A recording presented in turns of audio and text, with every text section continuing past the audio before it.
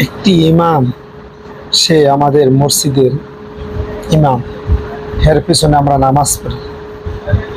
সের মেয়ে আমাদের সমাজে নিরাপদ হয়, কেমন বাংলাদেশ আমাদের? একটি ইমামের মেয়েকে ঘরের তালা ভেঙে ঘর থেকে নিয়ে যায় আর বাবাকে ছুরি দেয়। দেখেন ভিডিও। এই যে দরজার বাইরে থেকে আমরা দেখানোর চেষ্টা করছি, দেখুন দরজাটা কতটা ফাঁকা করে ফেলেছে, এবং ভেতরের যে দরজা রয়েছে আরো এক ফিল্মি স্টাইলে দেখুন দরজা ভেঙে তারপর সেই ইমামের কন্যা সন্তানকে জোরপূর্বক মাথায় অস্ত্র ঠেকিয়ে, ইমামের বুকে অস্ত্র ঠেকিয়ে তারপর তুলে নিয়ে যাওয়া হয়েছে। এই ঘটনায় মামলা হয়েছে, ঘটনার 48 ঘন্টা পেরিয়ে গেলেও ভিকটিম উদ্ধার হয়নি। আমরা সরাসরি ভিকটিমের পিতার সঙ্গে কথা বলবো। একটু আপনি বলবেন যে কি হয়েছিল সেদিন? আমি হাদিউল ইসলাম, মাওনা বাজারের পাশে মাওনা ইউনিয়ন 1 নং ওয়ার্ডে বাইতুল মুত্তাকিন জামে মসজিদের ইমাম। আমি এই এলাকায় দীর্ঘদিন যাবৎ ইমামতি করি। আমার ছেলে মেয়েদেরকে লেখাপড়ার জন্য আমি ফায়ার সার্ভিসের সামনে মমিন মোল্লা স্যারের বাসায় ভাড়া থাকি আমার ফ্যামিলি নিয়ে।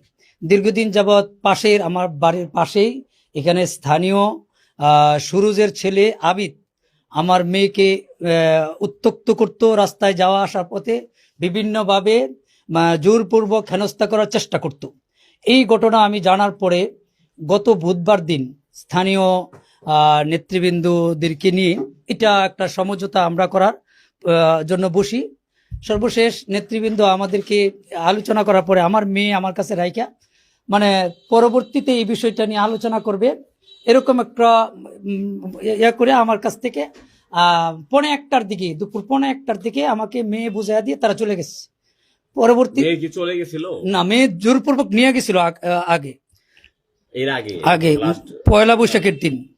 পরে আমার মেয়ে তাদের মাধ্যমে, মেয়ের ছেলের যেটা তাদের মাধ্যমে তারা ওই কোথায় নিয়ে গেছিল পরে জানতে পারছিলেন কিভাবে নিয়ে জোরপূর্বক নিয়ে গেছিল। পরে আমার মেয়ের কাছ থেকে আমি যা জানলাম, এইখান থেকে ব্লেড এবং খুর দেখায় আমার মেয়েকে নিয়ে গেছিল।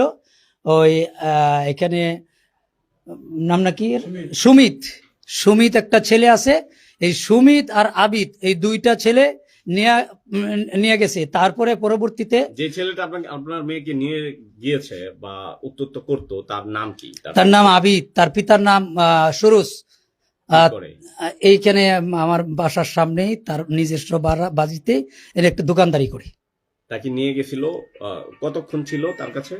তার কাছে ছিল, সে মাদ্রাসায় যাওয়ার পথে নিয়ে গেছিল, একদিন ছিল।